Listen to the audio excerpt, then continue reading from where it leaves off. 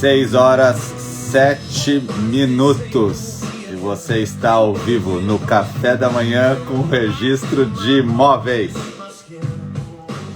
Aquele programa que de manhã alegra, tira você da cama, faz você tomar o seu cafezinho com o seu ovinho junto comigo, não é verdade? Sejam bem-vindos, Rogério, Camille, Tassi, Décio, Alexandro, Tassiana. O pessoal acorda cedo, hein? Que maravilha, eu fico muito feliz. Mário, bom dia. Nós vamos conversar meia hora sobre registro de imóveis e depois seguimos o dia. Bom dia, Lucas. Bom dia, Jair. Bom dia, Grace.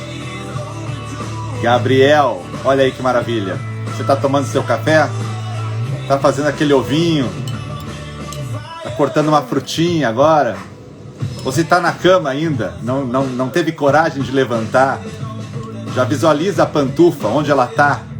E começa a se movimentar. Respira fundo, o dia já começou. Já tem gente fazendo live antes de mim. Eu não sou o primeiro da manhã, não. Bom dia, Gil. Bom dia, Verônica. Tem pessoal que faz live às 5. Poxa, assim que eu tô acordando, né, cara? Mas tudo bem. Vamos nessa. Entrando 24 pessoas já. Que bom. Vamos falar hoje de imóvel rural e imóvel público, imóvel urbano. Imóvel rural e imóvel urbano. Bom dia, Andréia. Bom dia, Elis. Bom dia, Luiz Carlos. Minha mulher tá acordando cedo agora. Isso é uma alegria, né? Ah, tá que tá, né? Não perde o programa do marido.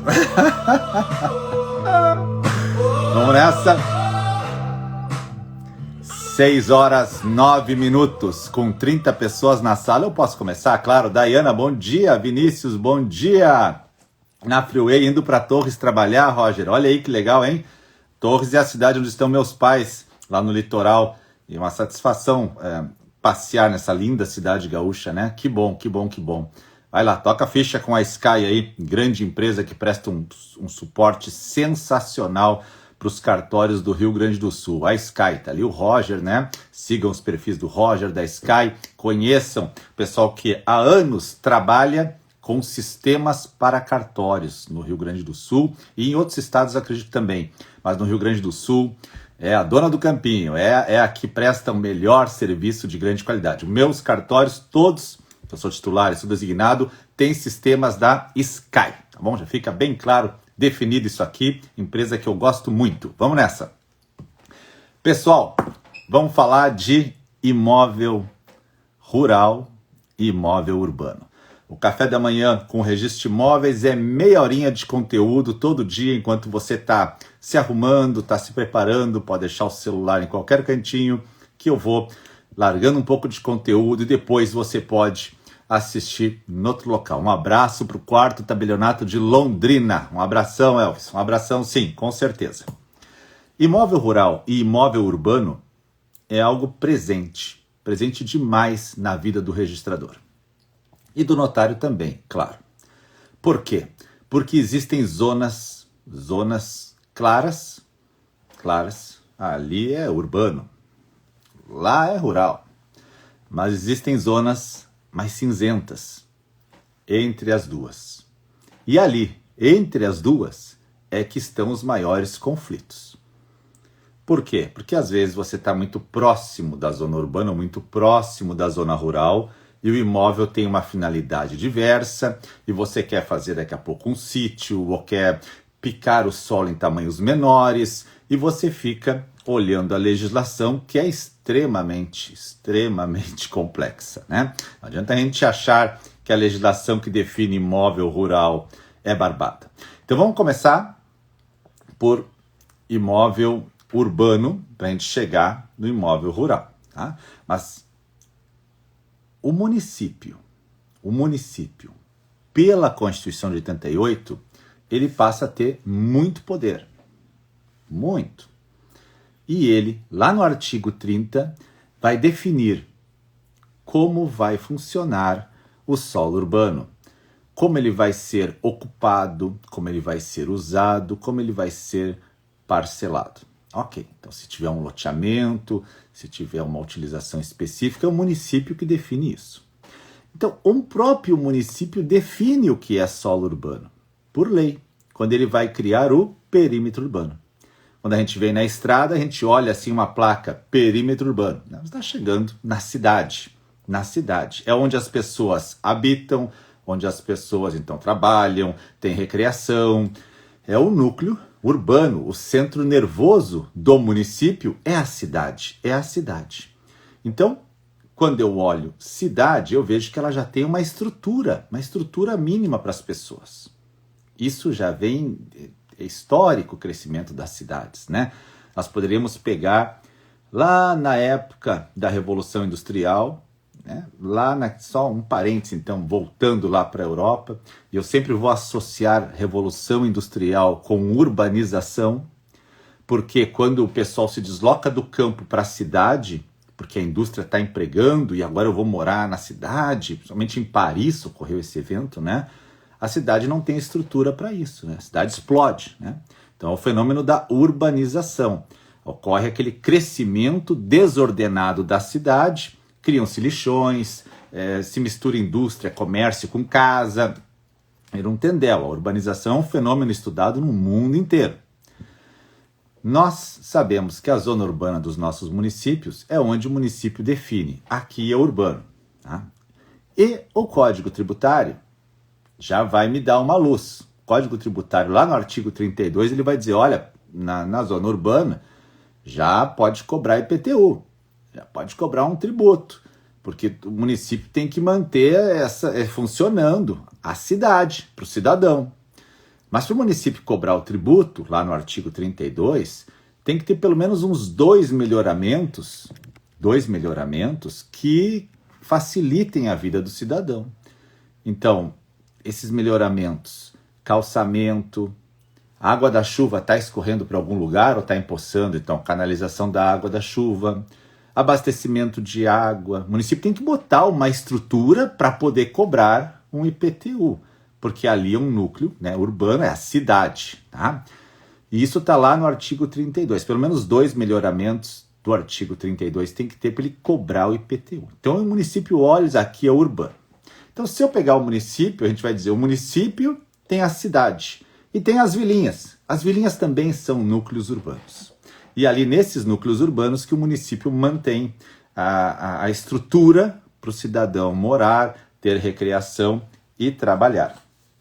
Além desse núcleozinho urbano que é a cidade, o município também define outras áreas que são importantes e não são mais rurais. Se eu fizer um primeiro paralelo, 50 pessoas na sala, obrigado pessoal, obrigado, show de bola, hein?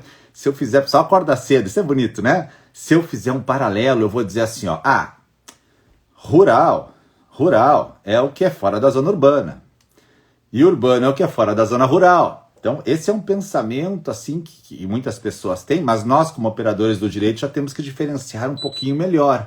Tá? Mas não deixa de ser totalmente uma verdade isso. A gente olha e sabe quando é urbano e é rural. Né? A gente está no município, está ali na cidade, tem calçamento, meio fio, luz, água, tudo. Tu vai para a área rural, às vezes chega só chácaras, né? Assim, enormes, né? Propriedades rurais. Então a gente tem essa noção. Claro que tem essa noção. Mas a gente também sabe que fora do perímetro urbano, você sai no interior, assim, anda uns 10, 15 quilômetros e chega num local, depois de passar por muito mato, é um local urbano. Tá? Nossa, uma vilinha urbana. Então ali é um núcleozinho urbano, uma vila urbana. Então como que o município faz essa leitura? Ele diz assim, ó, nós temos perímetro urbano, tá? Isso está lá no Código Tributário. Tem uma área de expansão urbana, que é a área logo depois da área urbana, que serve para quê? É a área que nos próximos anos será a área urbana. Então o município está crescendo para aquele lado. Então ele chama, aqui é zona urbana, área de expansão urbana. E aí, a Lei 6766, que é a lei de loteamentos, que é a lei do parcelamento do solo urbano, ela vai me dizer assim, além disso, além de ter a área zona urbana e expansão urbana, você pode ter uma área de urbanização específica. Urbanização específica, ou seja, mais distante. Um balneário. Você sabe que nos municípios, muitas vezes, o município é enorme, tem a cidade ali no meio, o centro nervoso de tudo, né? E aí, tu sai para o interior, viaja, tem um balneário que tem toda a estrutura de uma cidade, mas não está no perímetro urbano. Então, por lei, tem que ser definido que lá é um local de urbanização específico. Nesses 3 locais, zona urbana, expansão urbana ou urbanização específica, podem ser feitos loteamentos, seguindo a 6766. Nós vamos ter café da manhã sobre loteamento, tá? Nesses 3 eu posso fazer loteamento. O que é o loteamento, professor? É parcelar o solo, entregar uma área para o município e botar os lotes à venda. É um empreendimento. O que acontece, na verdade, é que esses balneários, assim como zona de urbanização específica, muitas vezes são irregulares. Você vai chegar no registro de imóveis e o cara tem lá 10, 15 casinhas e no registro de imóveis tem uma matrícula rural. E aquele pessoal é tudo contratinho. Por quê? Porque não é considerado ainda por lei uma zona de urbanização específica, mas o cidadão não vai, por isso, deixar de habitar perto do rio, perto de um local que tenha água e sol, possa ter um lazer. O pessoal começa a se mudar. São parcelamentos irregulares que acontecem naturalmente. Então, não há como regrar tudo. Se regrar o ser humano, você não vai fazer isso, né? As pessoas acabam fazendo.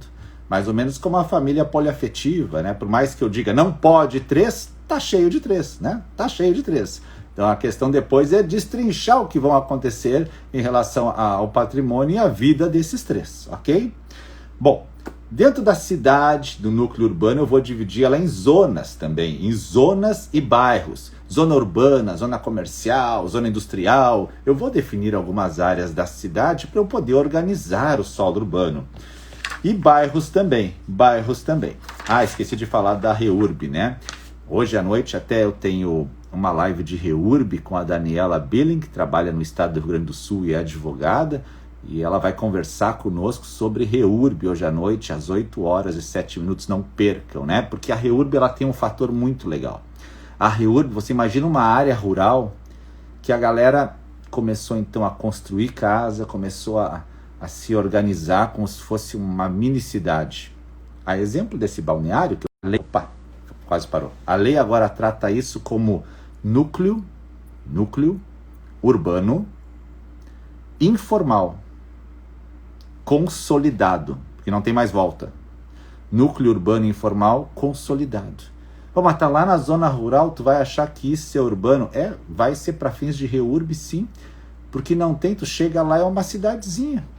E não há mais como desfazer aquilo ali. As casas já são todas solidificadas, as ruas, tem barzinho ali do pessoal, tem uma fruteirinha, tem os cabos de luz já colocados, né? Então, tem água, tu vai dizer o quê? Né? Então, você tem que regularizar, você vai então chamar de núcleo urbano informal consolidado.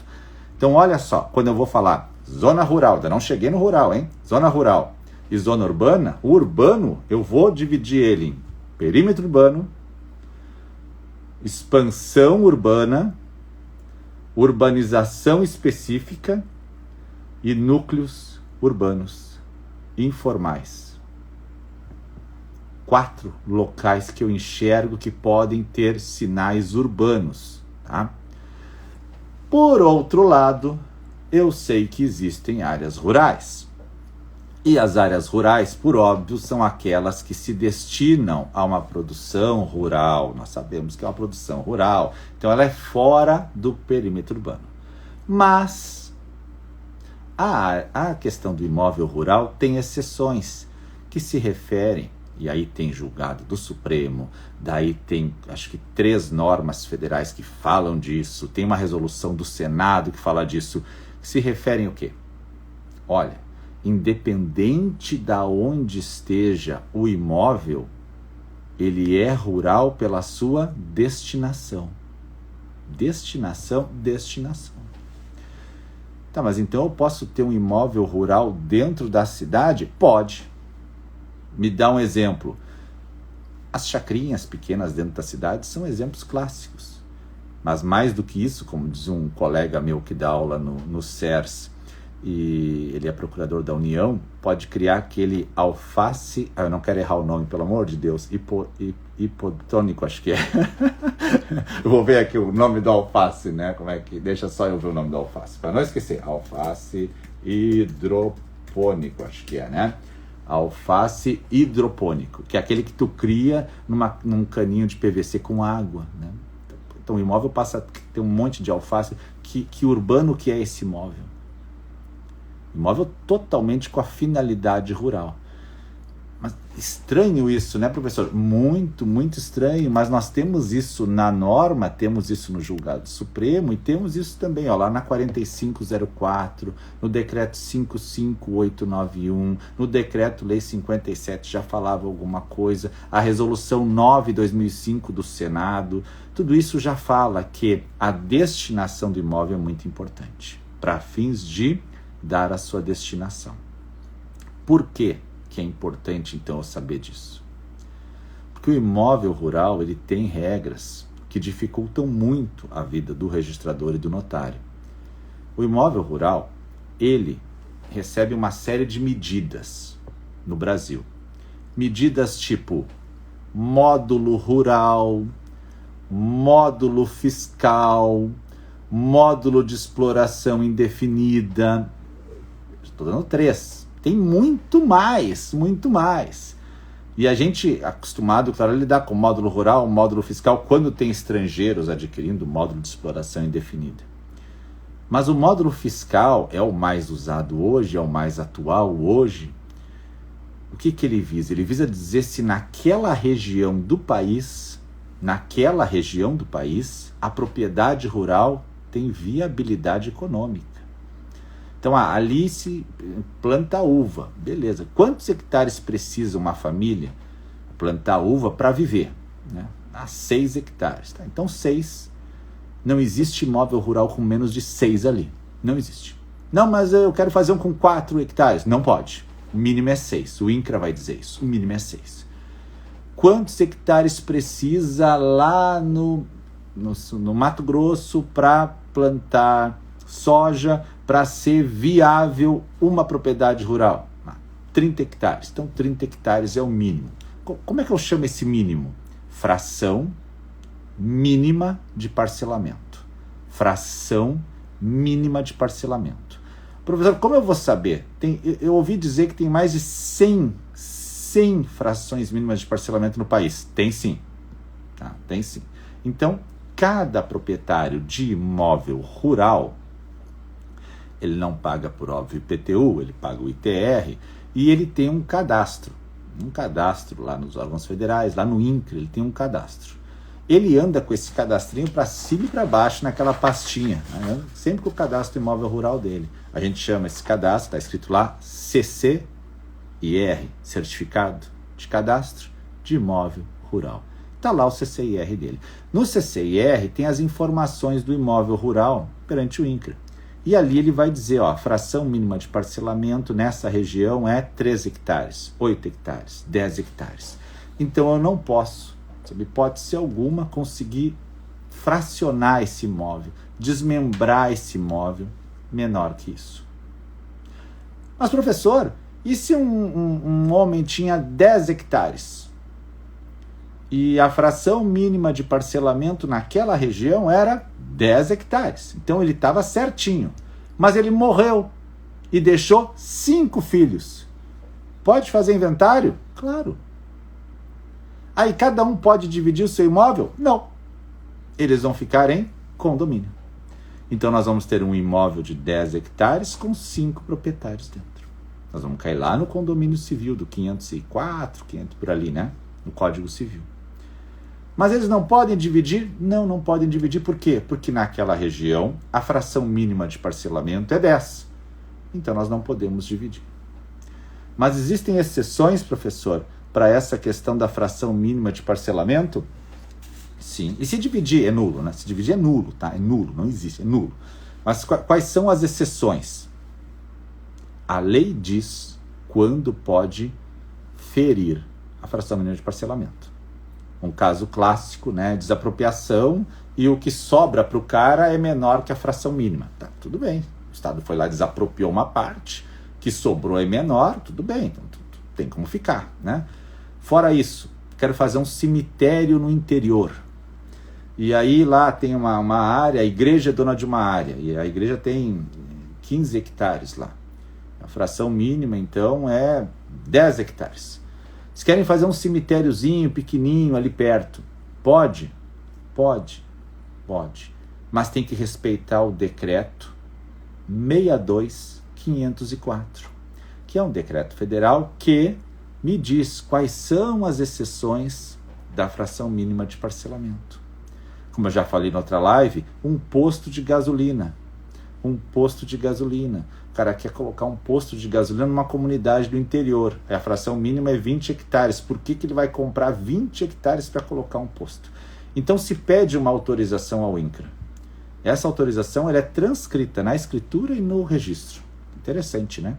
Lá no decreto diz isso, 62.504. Ela é transcrita ali para provar que realmente houve isso. Uma indústria queira se instalar no interior e não queira comprar grande área rural, um hotel, aqui na região tem um motel no interior, até uma igreja em si. Aliás, a igreja sempre é muito curioso o que acontece, porque a igreja tem ainda, né? Se você pegar em qualquer registro de imóveis, puxar a ficha da igreja, tem muito imóvel, né? E às vezes tem tanto quanto o município.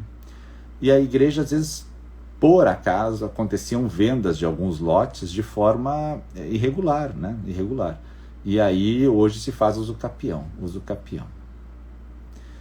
Luiz Carlos, e quando ocorre uso capião de área menor? Beleza, tem julgado do Supremo do mês passado sobre isso, né? Uma outra hipótese de imóvel menor que a fração mínima de parcelamento.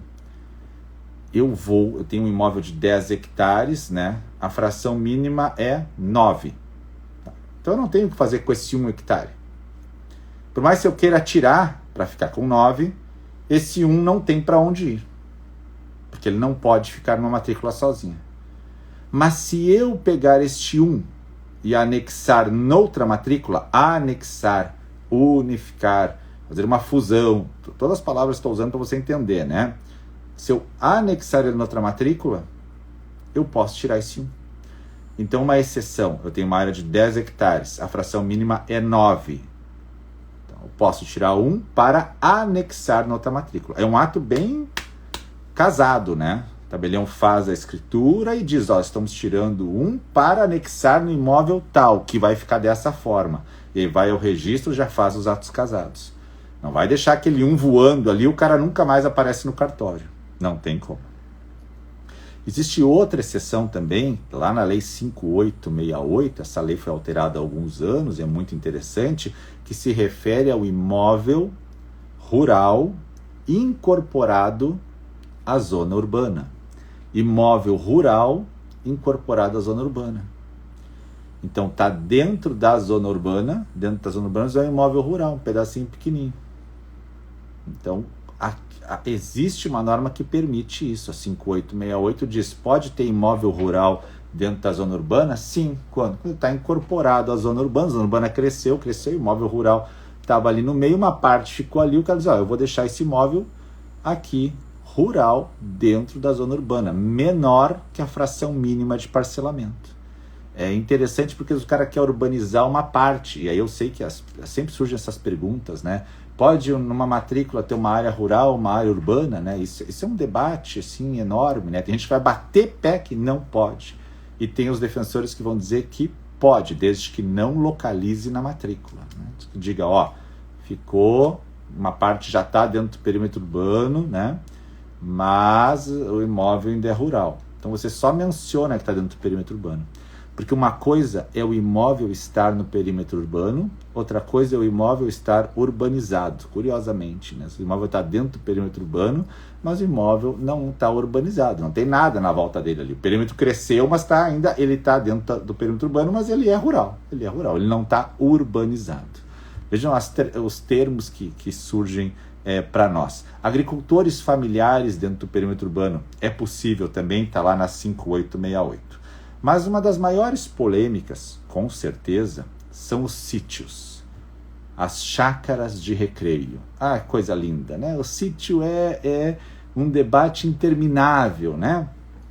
Por quê? Porque o sítio não tem, normalmente, no município, uma legislação própria que diga, olha, pode ter sítio de recreação naquela área, né? E vai funcionar da seguinte forma.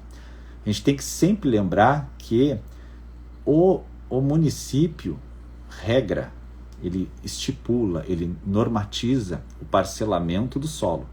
Então, por mais que eu tenha a 6766, que é uma lei federal, que é a lei do parcelamento do solo, que é a lei de loteamentos, o município pode criar suas normas. Pode. Não vai contrariar a 6766, mas ele vai especificar, vai detalhar algumas coisas. Então, ele pode criar normas que não estão lá. Coisas que não estão lá. E o sítio é uma que não está lá. Pega para ver. A cidade está chegando na minha área rural. Eu gostaria de fazer um sítio para a venda. Uns 10 sítios. E aí, dependendo do entendimento, você vai dizer assim, ó, isso vai ser um loteamento rural. Porque está lá na área rural, tem que pedir autorização para o INCRA, tem que respeitar as instruções normativas do INCRA. No meu curso eu falo sobre essas instruções. Ou, olha, está dentro do perímetro urbano já, mas nós queremos fazer então sítios de 1 hectare cada um. Mas isso vai ficar muito caro se tiver que pagar IPTU, porque está na zona urbana, vai ficar inviável, porque a pessoa só vai lá final de semana para descansar. Então tem que ter uma norma específica. Acontece que a maioria dos municípios não tem essa norma específica. Não tem. A maioria dos municípios não trata da questão do sítio. Então são intermináveis os debates que dizem o sítio não tem finalidade rural. Ele tem finalidade de recreação. Então, se tem recreação, ele teria que estar na zona urbana. Mas se tiver uma norma que diga, olha, naquela zona que é rural pode-se ter sítios de recreação, uma norma municipal, você vai conseguir achar um caminho para se guiar. Mas o debate, ele é interminável. Existem vários artigos tratando disso, jurisprudência, o STJ trata dessa matéria, porque é aquilo que eu falei no começo da live, uma área cinzenta. Você não sabe se ele é rural ou se é urbano, e o município às vezes já quer tributar. Né, aquele poder de tributar, dizer, não, isso aqui é urbano, tributa, né? Mas o cara está indo lá uma vez por semana, às vezes uma vez a cada 15 dias, e não tem estrutura. A gente sabe que não tem estrutura. Aquela estrutura do Código Tributário, que pede ali no artigo 32, não tem essa estrutura. Mas se eu deixar como rural, eu tenho que respeitar a fração mínima de parcelamento. Então, num município que a fração mínima de parcelamento é 5 hectares, como é que eu vou fazer um sítiozinho de 1 hectare? Então, eu vou ter que criar um condomínio rural. Dizer que são 5 chacrinhas de 1 hectare dentro de uma área de 5 hectares. Mas como eu vou localizar isso na matrícula? Se eu não posso botar essa localização dentro da matrícula, senão eu vou ferir a fração mínima de parcelamento. Então aqui é um debate interessante e muito comum, principalmente os municípios que têm um pouco de turismo, que já querem fazer uns sítiozinhos para venda, porque é um bom empreendimento, passam essa dificuldade de entender é urbano ou é rural. Uma outra questão, já estou acabando o meu tempo, já vou liberar vocês, são as estradas, né? As estradas que cortam uma área rural. Essa semana nós discutíamos no colégio essa questão e um colega falou, olha, talvez, já passaram-se 15 anos da estrada, né? Talvez fosse melhor o proprietário renunciar à propriedade. Fazer uma escritura pública de renúncia da propriedade. Por quê? Porque na matrícula ainda está aquela estrada. O município já está lá usando há 15, 20 anos. O cara tem a matrícula com 50 hectares. Mas ele sabe que uma parte já saiu, não houve desapropriação formal. Talvez tenha ocorrido uma desapropriação indireta. Mas o cara quer pegar e organizar o imóvel dele, ele quer medir o imóvel dele, quer fazer um georreferenciamento do imóvel dele, perfeitinho. E tem uma área que sobra, porque essa área é o quê? É estrada. Então, faz escritura de doação da estrada, é uma opção. Faz escritura de renúncia da propriedade de área de tanto e tira da matrícula aquilo, é uma opção também. Ou o município indeniza ele pela desapropriação. Sempre lembrando que a desapropriação, né, em alguns estados, é permitida por escritura pública. Nem todo estado é. Mas vem a norma e aí o cidadão diz, olha, eu concordo, e faz uma escritura pública de desapropriação amigável. Tema interessantíssimo, que é muito bacana de estudar. 6h37.